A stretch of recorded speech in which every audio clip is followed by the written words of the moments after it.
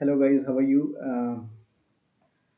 सो आज हम जो टॉपिक डिस्कस करने वाले हैं वो है section 24, 25 and 26 of the Indian evidence act.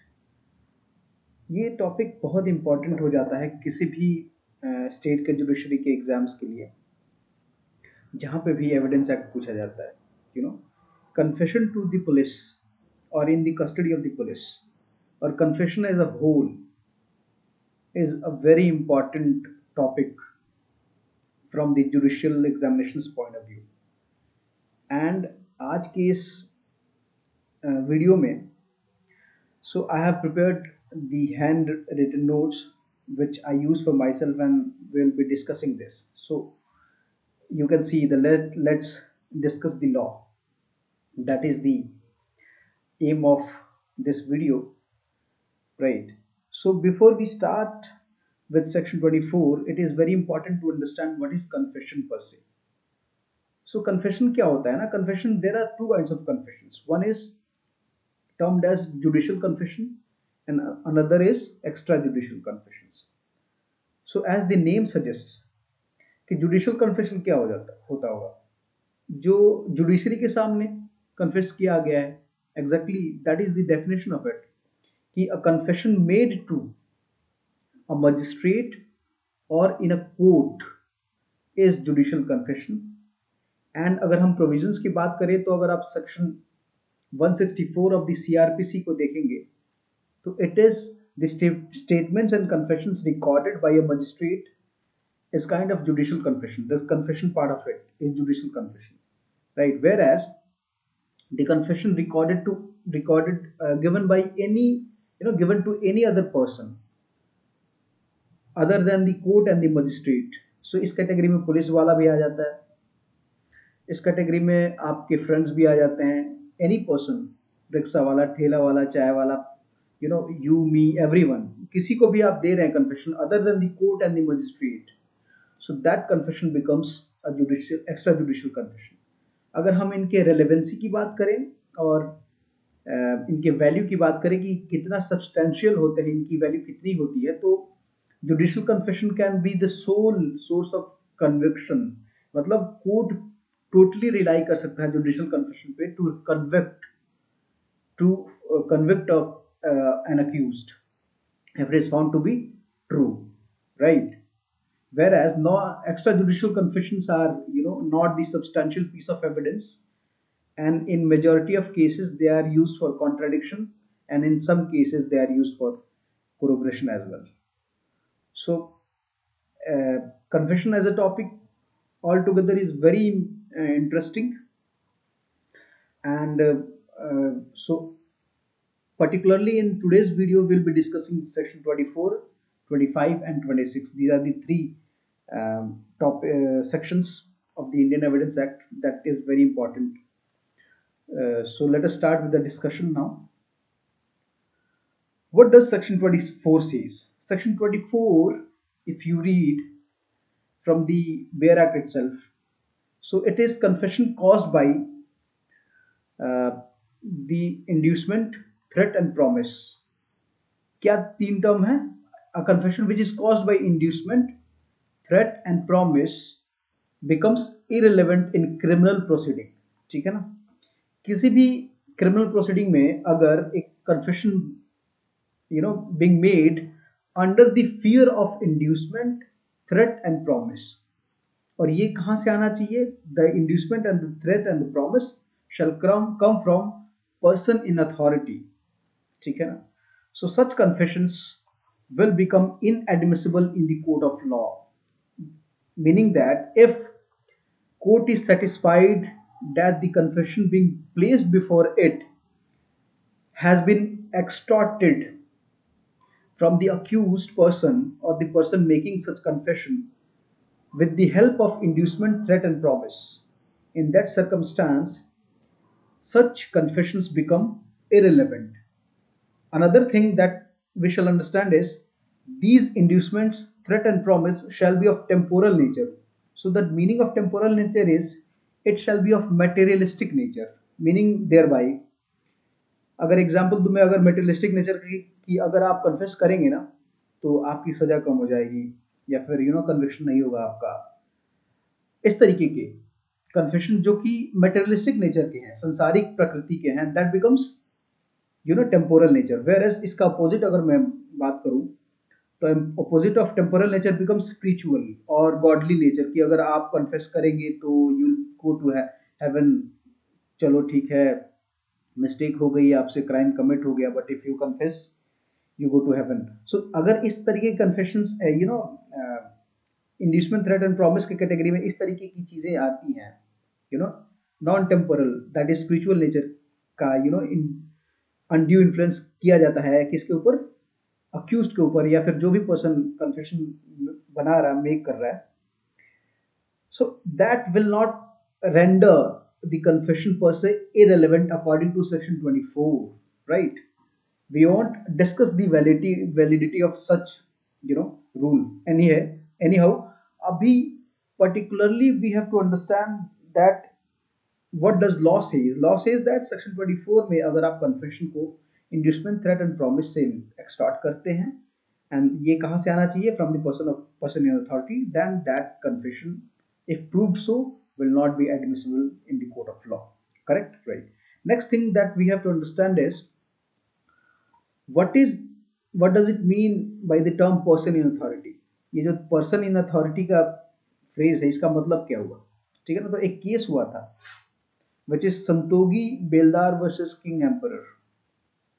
सो इस केस में this is a British era का केस है ये, और it was decided by Patna High Court, and it is still relevant because it has been followed by the Supreme Court in various cases as well. So यहाँ पे observation क्या हुआ था, the court observed that a person who has authority to, क्या क्या authority होना चाहिए person के पास, to arrest, to examine, to detain and to prosecute, such person becomes a person in authority. Are you getting it? So ये चार category, मतलब power किसी, चार में से कोई भी एक पावर किसी के पास भी हो, एक या एक से ज्यादा पावर किसी के पास हो, तो that person becomes a person in authority. So can a private person be categorised as a person in authority? Obviously yes, क्योंकि अगर आपने सीआरपीसी का एक प्रोविजन पढ़ा होगा जिसमें कि अरेस्ट वाला जो चैप्टर है, उसमें ये कहा गया है कि प्राइवेट पर्सन भी अरेस्ट कर सकता है, मतलब डिटेन कहने का मतलब कन्फाइन कर सकता है किसी भी एक पर्सन को according to the confining person, जो कन्फाइन कर रहा है उसके अकॉर्डिंग। एक आदमी है, उसको लगता है कि इस व्यक्ति ने कोई क्राइम कमिट किया है, रेलेवेंट अजम्पशन है उसके पास, तो उस पर्सन को वो कन्फाइन कर सकता है। तो और ये भी है कि प्रोसिक्यूट कर सकता है, यस। जब हम एक एफआईआर अगर रजिस्टर करवाते हैं तो we start the proceeding, criminal proceeding. तो प्रोसिक्यूशन का जो फर्स्ट स्टेज है वो कंप्लेंट या फिर एफआईआर होता है। तो a person who is making an FIR is part of prosecution in that sense, and that is how that person becomes a person in authority. So yes, a private person can definitely become a person in authority, right? Okay, so जब भी हम section 24 पढ़ते हैं ना, उसमें हम साथ साथ में सेक्शन 28 को भी मेंशन करते हैं। Why? Because section 28 gives exception of section 24। ये क्या कहता है, ये कहता है कि जो इंड्यूसमेंट, थ्रेट एंड प्रॉमिस जो कि दिया गया था और जिसके कारण एक कन्फेशन इरेलेवेंट हुआ सेक्शन 24 में, अगर ये inducement, threat and promise remove हो जाता है, ठीक है ना, then that confession will again become relevant. ठीक है ना। कहने का मतलब क्या है, if there is a person जो कि कस्टडी में है किसी पुलिस ऑफिसर के, ठीक है, या फिर किसी भी इन्वेस्टिगेटिंग एजेंसी की कस्टडी में है, और वहाँ पे उसको कहा जाता है कि if you confess will make sure that you get acquitted, और उस समय वो कन्फेस नहीं करता है, ठीक है ना, तो वहाँ पे टेम्पोरल नेचर का तो उसको इंड्यूसमेंट मिल चुका है, प्रॉमिस दिया गया है। बट होता क्या है कि 7 दिन बीत जाते हैं, 10 दिन बीत जाते हैं, उसके बाद लगता है यार मैंने क्राइम तो कर ही दिया, लेट्स कन्फेस यार, ठीक है ना। In that scenario that can be a case wherein the promise that was made prior 10 days has been removed, and that is how the confession made by the accused would not be considered to be a confession, irrelevant under section 24, and will become relevant because the undue influence has been removed, and thus it becomes valid under section 28. ठीक है ना? तो जब भी आप 24 पढ़ेंगे, 24 के साथ आपको 28 लिखना ही लिखना है, सो दैट इज मैंडेटरी. ठीक है, moving on. Now section 24 was talking about confession in a person to a person in authority. ठीक है, maybe in a person to the person in authority, but yes, there was one thing, that confession was not specifically considered to be made to a police officer. ठीक है, वहां पे किसी को भी दिया जा सकता था. Even if an extra judicial confession, such as a confession to a village head, a confession to a family member is being made under the influence of undue inducement, threat, and promise, and that becomes irrelevant under section 24 per se. So now moving on to section 25, 26, these two sections that we'll be discussing now.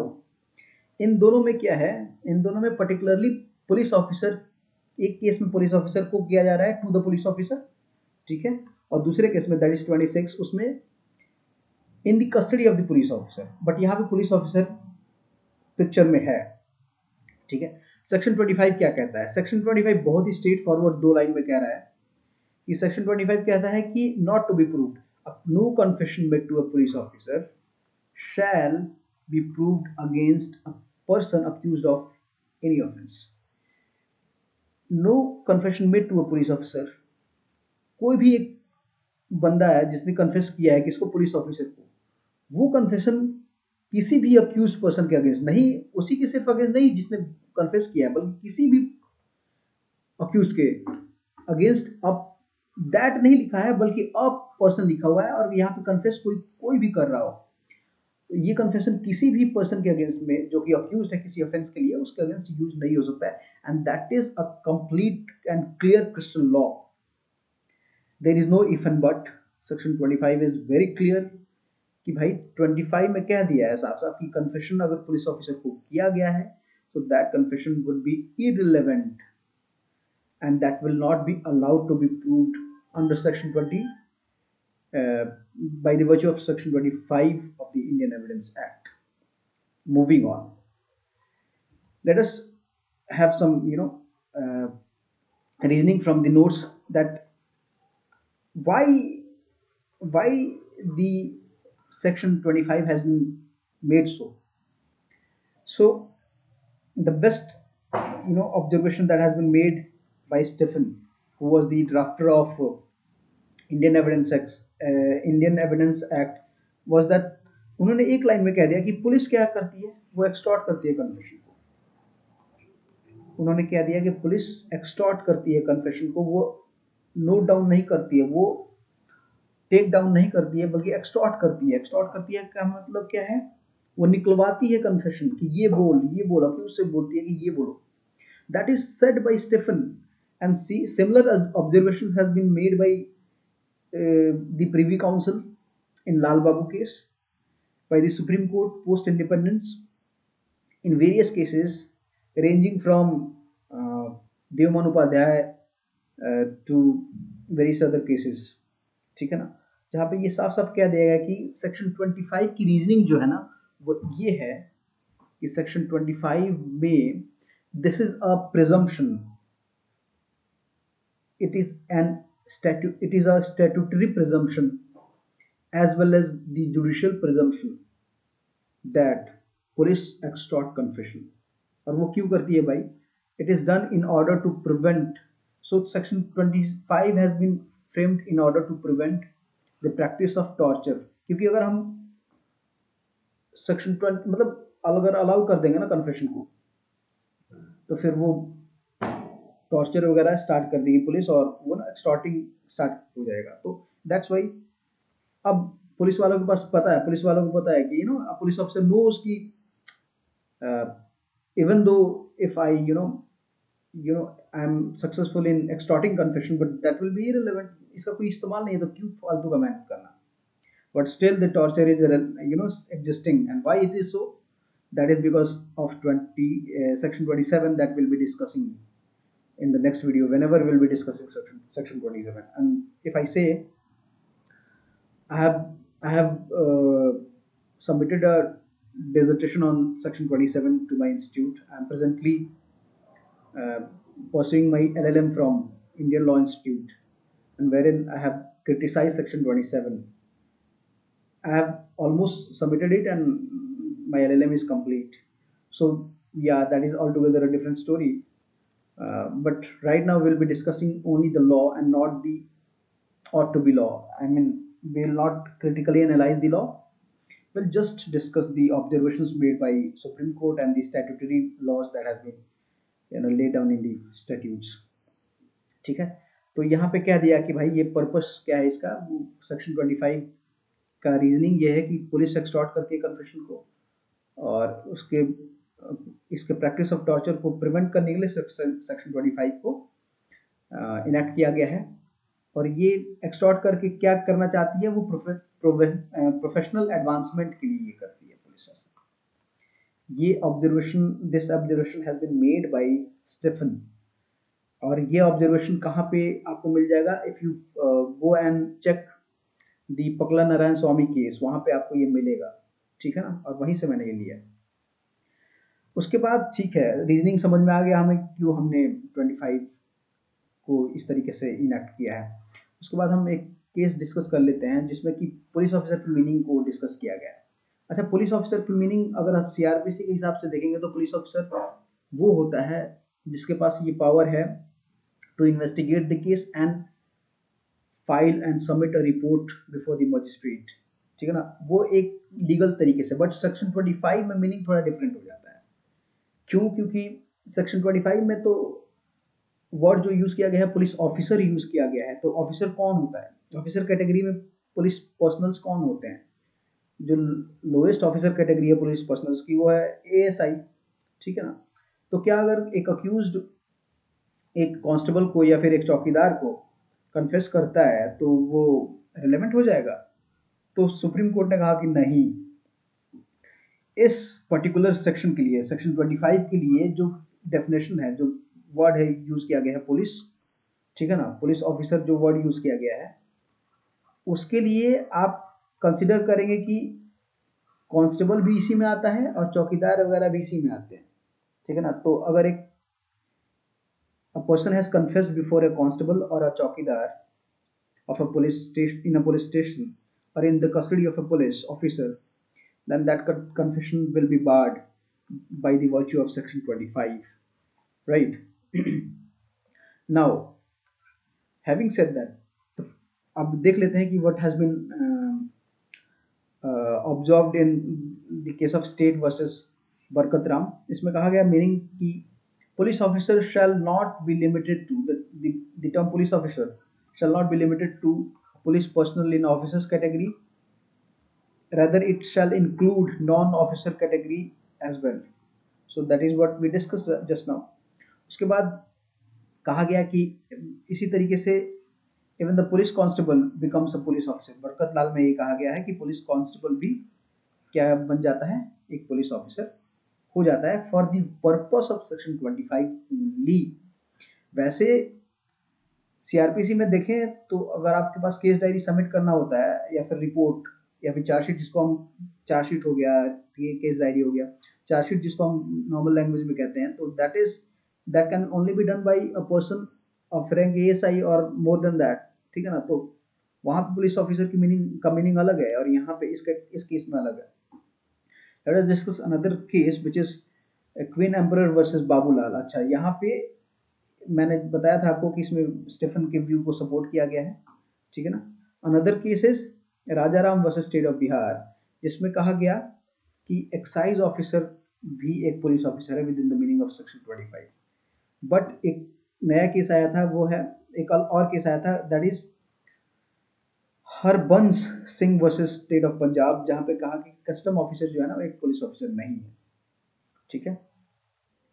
तो ये सारे cases इतने briefly इसलिए discuss किए जा रहे हैं because इनके ऊपर डायरेक्टली क्वेश्चन आ जाता है पीटी में, और मेंस में भी अगर आपसे क्वेश्चन पूछा जाता है कि who is a police officer under category of, वैसे तो कन्फेशन पूछा जाएगा कि is confession made to a police officer admissible in any cases, तो आपका आंसर बिल्कुल होगा नो, और उसके रीजनिंग सेक्शन 25 आप देंगे और उसके बाद रीजनिंग दे देंगे और साथ साथ में और who is a police officer in that sense, और उसके बाद ये सारे केसेस आप ब्रीफली लिख सकते हैं। तो उसके बाद नया एक केस आया था Sitaram versus state of UP, जिसमें क्या हुआ था ना कि this person has killed his wife and wrote a letter to the थानेदार, और उसमें कन्फेशनल लेटर लिखा हुआ था उसने, और बोला कि सर मुझे और 7 दिन की मोहलत दीजिए, मुझे और कुछ काम निपटाना है, फिर उसके बाद मैं आके खुद सरेंडर कर दूंगा। और जब ये पीस ऑफ एविडेंस जब कोर्ट में प्रोड्यूस किया गया, ठीक है ना, तो क्या कहा गया कि क्या ये कन्फेशन है, is it a confession to a police officer? So that was said that no, it is not a confession. So such confession made through the letter uh, is not a confession to the police officer, ठीक है ना, ये कहा गया था इसमें। एक आपको रेलेवेंट ऑब्जर्वेशन है कि admissions would be relevant confessions if, अगर कोई एक एडमिशन है वो रेलेवेंट कन्फेशन हो जाएगा if it is working in favour of the accused. कहने का मतलब दो कन्फेशन का दो पार्ट हो सकता है, एक इनकल्पेटरी होता है और एक एक्सकल्पेटरी होता है। इनकल्पेटरी वो पार्ट हो गया जिससे कि अक्यूज्ड के गिल्ट का पता लगता है, और एक्सकल्पेटरी में उसके इनोसेंस का पता लगता है। तो आपको एज अ होल सबको, जैसे एक केस है Hanumant versus state of Punjab, ठीक है ना, उसमें कहा गया है कि यू कैन नॉट, जब कन्फेशन की बात आती है, कन्फेशन में स्टेटमेंट्स जो भी दिए गए ना as a whole admissible, admit होना चाहिए कोर्ट में। ऐसा नहीं है कि प्रोसिक्यूशन क्या करे, सिर्फ इनकल्पेटरी पार्ट को एडमिट कर दे और एक्सकल्पेटरी पार्ट को एक्सक्लूड कर दे, ऐसा नहीं किया जा सकता है। And it is very well settled and that's how, because अगर एक्सकल्पेटरी पार्ट है कन्फेशन का, that will be working in the favour of the accused, and that shall be be placed before the court. That is how it becomes relevant. So next is एक और note है कि confession made for the fact not related to the offense under the investigation would not be relevant as well, ठीक है ना। confession made for the fact not related to the offense under the investigation would not be relevant as well, ठीक है। कहने का मतलब ये है कि कन्फेशन जो है ना, क्योंकि अब इसको अगर आप रिलेट करें सेक्शन 25 के डेफिनेशन से ही, उसमें ये कह रहा है कि no confession made to a police officer shall be proved against a person accused of any offence. अब यहाँ पे एनी ऑफेंस यूज किया है ना, ऐसा नहीं है कि कन्फेशन प्रेजेंट कोई क्राइम है उसमें कन्फेशन को रिकॉर्ड किया गया है, तो ये दूसरे ऑफेंस में आप उसको रिलेट कर दें, ऐसा नहीं किया जा सकता, क्योंकि यहाँ पे टर्म एनी ऑफेंस यूज किया गया है, ठीक है ना। दी ऑफेंस यूज किया जाता तो सिर्फ उसी के लिए रेलेवेंट हो जाता कि वो कन्फेशन उसमें तो बार्ड है, लेकिन अदर ऑफेंसेस में रेलेवेंट हो जाएगा। बट यहाँ पे because the term has been used any offence, तो कन्फेशन अगर कर दिया तो चाहे वो उस पर्टिकुलर अक्यूज्ड का एक मर्डर का केस चल रहा है और एक थेफ्ट का केस चल रहा है, तो अगर उसने थेफ्ट के केस में कन्फेशन किया है तो that is also barred in the murder case, because any option में दोनों आ जाता है। Are you getting it? Very relevant, right. Moving on, so इस तरीके से 25 को हमने डिस्कस कर लिया। Now let us try understand section 26, ठीक है ना। सेक्शन 26 में आर वर्सेस लाल बाबू में ये कह दिया गया था कि section 26 is an extension of section 25। देखिए सेक्शन 26 और सेक्शन 25 का डिफरेंस ये है ना कि यहाँ पे यूज किया गया है टू द पुलिस ऑफिसर और यहाँ पे इन the custody of A police officer, ठीक है ना। तो टू द पुलिस ऑफिसर में तो आप टू द पुलिस ऑफिसर को ही कन्फेस कर रहे हैं, ये तो बिल्कुल है, और वो बाढ़ है। इन the custody of the police officer में दो केसेस हो सकते हैं कि या तो बंदा पुलिस को करे या फिर किसी और पर्सन को करे other than the police officer. तो जो पुलिस को कर रहा है वो तो 25 से बाहर हो गया, समझ में आ रहा है कुछ। और किसी और को कर रहा है ना, तो वो रेलेवेंट तभी होगा जब that will be made in the immediate presence of magistrate, that is how it becomes relevant. अच्छा, इमीडिएट प्रेजेंस ऑफ मजिस्ट्रेट में अगर वो पुलिस को भी करेगा ना, तो that will be barred by section 25। Are you getting it? जैसे कहने का मतलब है कि पुलिस ऑफिसर ले गया अक्यूज को मजिस्ट्रेट के पास, और अक्यूज मजिस्ट्रेट यहाँ पे बैठा हुआ है और अक्यूज किसको कन्फेस कर रहा है? पुलिस ऑफिसर को। तो that will be barred again, because to the police officer वाले कैटेगरी में वो सेक्शन 25 से बार्ड हो गया, और कोई कंडीशन सिर्फ एंड बट 25 में है ही नहीं रेलेवेंट। ठीक है ना, इन the custody of the police officer. अब बाकी एक ही कैटेगरी रह जाती है सेक्शन 26 में कि other than the police officer को कन्फेस कर रहा है, but that confession shall be made in the immediate presence of magistrate. ठीक है, तो अगर आप केलकर की बुक पढ़ेंगे ना, उसमें सॉरी वीपी सारथी की जो एविडेंस है उसमें पढ़ेंगे, तो उसमें लिखा हुआ है कि सेक्शन 26 जो है ना, इमीडिएट प्रेजेंस ऑफ मजिस्ट्रेट का जो कंटेम्पलेशन है वो है कि आप उसको, मतलब ड्यू प्रोसेस ये कहता है कि आप उसको अगर मजिस्ट्रेट के पास लेके जा रहे हो, तो मजिस्ट्रेट को ही रिकॉर्ड करने दो कन्फेशन को 164 सीआरपीसी में, क्योंकि 164 सीआरपीसी में ड्यू प्रोसीजर लेट डाउन किया गया है, और वॉलंटरीनेस ऑफ द कन्फेशन टेस्ट है जो कि एग्जामिन करेगा मजिस्ट्रेट, और वो तभी रिकॉर्ड करेगा जब मजिस्ट्रेट को ये लगता है कि ये वॉलंटरी है confession. So that is how 26 is again protection given to the accused, and it is an extension of section 25 if you see। ठीक है ना, so few relevant cases that we'll be discussing very quickly here is that एक Gurdayal versus R case है, ठीक है ना, जिसमें custody का मतलब बताया गया। तो ये जुडिशरी के पॉइंट ऑफ व्यू से बहुत इंपॉर्टेंट है कि कस्टडी का मतलब रहता है क्या है। तो यहाँ पे कहा कि custody necessarily does not mean formal arrest, any restrictions on the movement is of the accused is custody. ठीक है ना, बहुत इंपॉर्टेंट और बहुत ही रेलेवेंट। एक इसके लिए एक एग्जांपल है कि आर वर्सेस लेस्टर। इसमें क्या हुआ था ना कि अक्यूज्ड को अरेस्ट करके पुलिस टांगे पे ले जा रही थी। बीच में क्या होता है कि जो टांगे का जो घोड़ा है वो थक जाता है या फिर बीमार हो जाता है, जो भी है वो चल ही नहीं रहा है, तो पुलिस वाला क्या बोलता है कि आप इसको रखिए, आप ध्यान रखना अक्यूज्ड का, टांगे वाले को बोलता है, एंड पुलिस वाला जाके दूसरा घोड़ा लेके आना चाहता है रिप्लेस करने के लिए। जब वो पुलिस वाला बाहर होता है तो अक्यूज है ना, वो टांगे वाले को कन्फेस करता है कि यस यार मैंने क्राइम किया है। तो क्वेश्चन आता है कि क्या ये इन the custody of police officer है? तो बोलता है कि हाँ it is in the custody, because उसका मूवमेंट रेस्ट्रिक्टेड था। वो टांगे वाला उसको अलाउ ही नहीं करता इधर उधर जाने का, because he was still in the custody of the police officer, and that is how, because and it was not made in the immediate presence of a magistrate, that becomes restricted, and by the virtue of section 26, very clear। Similarly there is another case, ठीक है, which is R versus नल्लान Gowda, ठीक है, नलान गौडा। सो इसमें क्या होता है, वो treatment के लिए हॉस्पिटल में लेके जाता होता है, और डॉक्टर को कन्फेस कर रहा होता है, ठीक है, कन्फेस कर देता है, और जो पुलिस ऑफिसर जिसने अरेस्ट किया होता है उसको, वो बाहर खड़ा है दरवाजे पे। तो यहाँ पे भी कहा जाता है कि still he is in the custody of the police officer and shall be barred by section 26।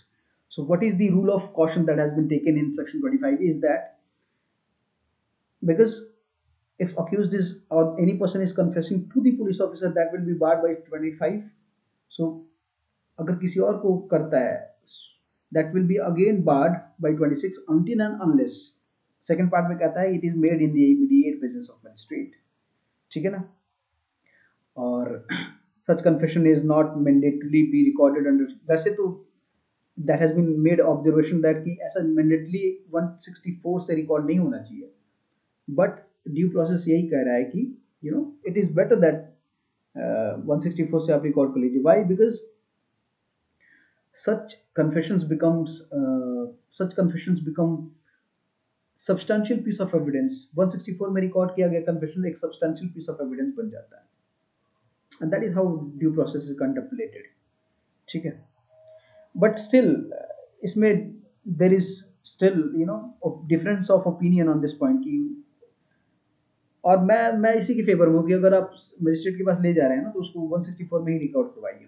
वैसा लॉ प्रोवाइड नहीं कर रहा कि आप उसको करवाइए ही, but that is how the due process contemplates as a rule of caution। that is how I think, but shall be recorded under 164 of the code as a rule of caution.